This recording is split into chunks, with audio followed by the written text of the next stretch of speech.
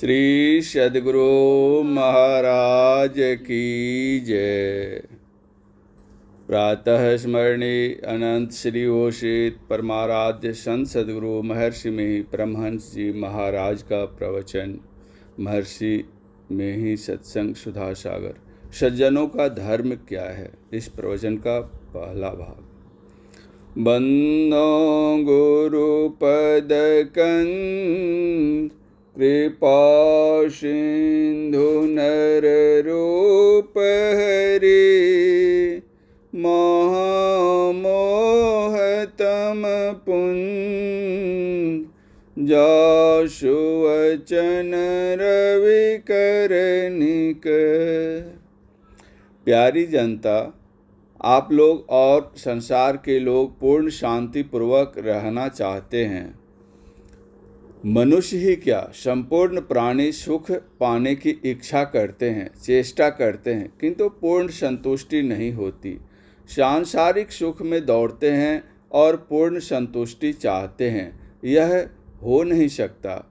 आप इतिहास पुराण पढ़कर देखिए, कोई भी इस विषय सुख में पूर्ण सुखी और संतुष्ट नहीं हुए। इसलिए संतों ने कहा, परम सुख शांतिमय सुख चाहते हो तो वह परमात्मा में है, उसको प्राप्त किए बिना पूर्ण सुख नहीं मिलेगा। इसलिए आप लोगों को नवधा भक्ति सुनाई गई।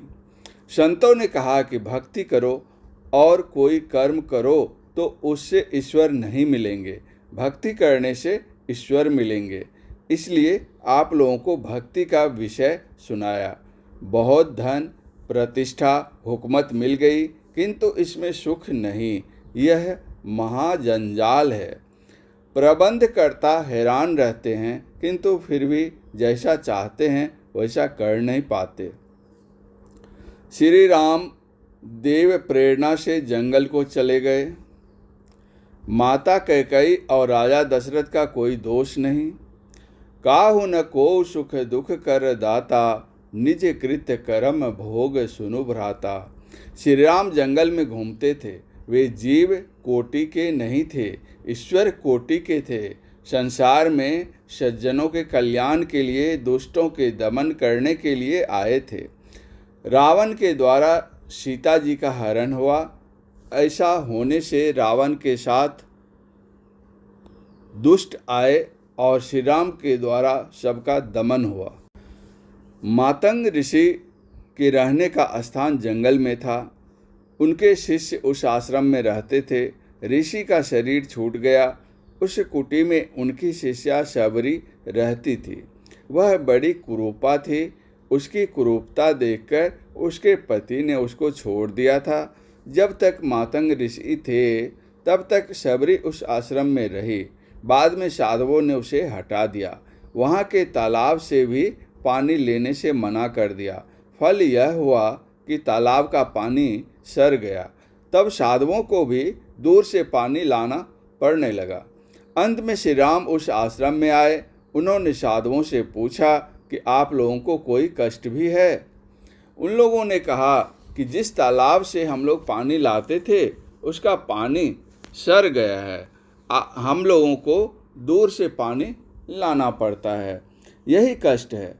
तब भगवान के कहने पर शबरी उस तालाब में गई तो पानी शुद्ध हो गया।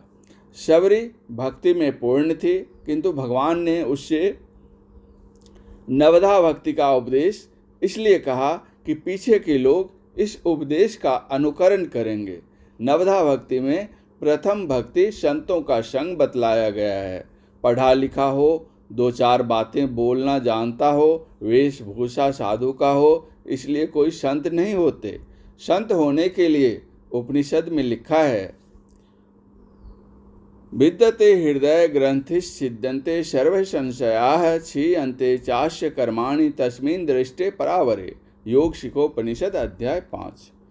उस परे से पड़े ब्रह्म को देख लेने पर हृदय की ग्रंथि गांठ गिरह टूट जाती है, सभी संशय छिन्न हो जाते हैं और सभी कर्म नष्ट हो जाते हैं। गोस्वामी तुलसीदास जी महाराज ने लिखा है, अमित बोध अनित मित भोगी, सत्य सार कवि कोविद योगी। ऐसे लोगों का संग प्रथम भक्ति है। अग्नि के पास बैठने से गर्मी लगती है, मनुष्य के पास बैठने से उसकी गर्मी एक दूसरे में जाती है। इसी प्रकार संतों के पास बैठने से उनकी गर्मी भी समाती है, उसमें पवित्रता बढ़ेगी। संतों में योग, ज्ञान आदि भरे रहते हैं, उनके पास बैठने से उसी प्रकार की गर्मी समाती है। संतों के पास जाए और कुछ पर्दा रखे तो बेरोक गर्मी नहीं जाती, मन में कुछ से कुछ विचार बनाकर जाता है, यह पर्दा है। सांसारिक इच्छा लेकर संतों के पास जाते हैं, यही पर्दा है। संत लोग ज्ञान ध्यान समझाते हैं तो वह आम और इमली मांगता है। इसीलिए गोस्वामी तुलसीदास जी ने कहा है, नित्य प्रति दर्शन साधु का और साधु के का संग, तुलसी काहि वियोग ते नहीं लागा हरि रंग। मन तो रमय संसार में तन साधु के संग, तुलसी याहि वियोग ते नहीं लागा हरि रंग। संत कबीर साहब ने कहा है, ऐसी दीवानी दुनिया भक्ति भाव नहीं बूझे जी। कोई आवे तो बेटा मांगे, यही गुसाई दीजिए जी। कोई आवे दुख का मारा, हम पर कृपा कीजिए जी। कोई आवे तो दौलत मांगे, भेंट रुपया लीजिए जी। कोई करावे विवाह सगाई, सुनत गुसाई रीझे जी। सांचे का कोई गाहक नाही, झूठे जगत पतिजे जी। कहे कबीर सुनो भाई साधो, अंधों का क्या कीजिए जी। यही पर्दा है, यह पर्दा संतों के संग बैठने से दूर होगा। दूसरी भक्ति है ईश्वर की चर्चा में प्रेम करना। तीसरी भक्ति मान घमंड छोड़कर गुरु की भक्ति करो। जैसे छत्रपति शिवाजी राव थे, आर्य धर्म को बचाने वाले और मुगलों से टक्कर देने वाले, इतने बड़े होते हुए भी गुरु की सेवा अपने हाथ से करते थे। श्री राम और श्री कृष्ण भी अपने गुरु की सेवा अपने हाथों से करते थे, लकड़ी पर्यंत तोड़ते थे। इस समय भी ऐसे लोग हुए हैं। अपने देश में स्वतंत्र राज्य के थे छत्रपति शिवाजी राव। गुरु कैसा होना चाहिए? जैसे संत का वर्णन पहले हुआ। चौथी भक्ति है निष्कपट होकर ईश्वर का गुणगान करो। ये सब क्रमबद्ध हैं। संतों का संग करेगा, संग से ज्ञान होगा और गुरु सेवा करेगा।